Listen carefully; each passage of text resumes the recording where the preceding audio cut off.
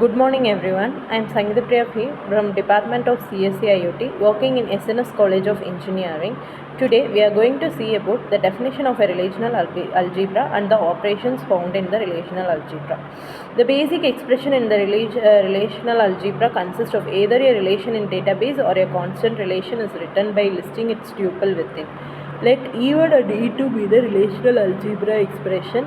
Relational algebra expressions are as mentioned union, intersection, set difference and the quotient. The first in this table we can see we can see a sets of data which contains of ID, name and the age. In this, if I am giving a query, namely for selecting the students with the age less than 17, I will be getting the colon and the decolon as an output. This is what we are saying as a relational algebra. It will be happen only in the procedural language, and the set operations found in this relational algebra are union, intersection, set difference, quotient product, the relational algebraic operation or select, project, rename. Additional algebraic operations are join, division. Fundamental operation of the relational algebra, the condition to be satisfied to perform set operation, union, intersection, difference, or two relation must contain same number of columns. The columns of each table must have a same data type. That is, here we have taken it as a two data types, depositor and the borrow. Now we can solve we can use this table to better understanding for the set operations.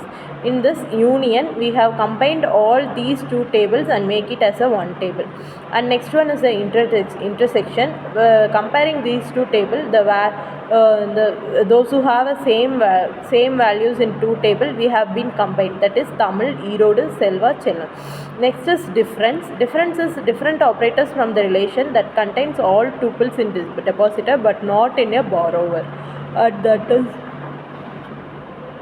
That is displayed. Next one is a quotient product. Quotient product is also known as a cross product or a cross join.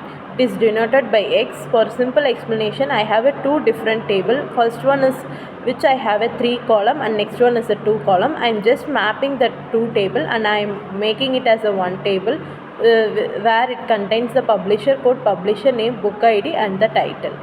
The next one is Next, we are going to see about what are all the keys available in the relational database. The keys available are primary key, foreign key, superset key, and the fourth one is candidate key. Let's see one by one. The primary key, it's a field that uniquely identify each record in the table. Primary keys are essential in relational database. That is, roll number can be considered as a primary key. The primary key constraints uniquely identify each records in the table. For example, the primary key table is considered as a parent table and the foreign key is considered as a child table. In parent, if for example if we see this table, the first table will be uniquely having the personal ID which will not be repeat.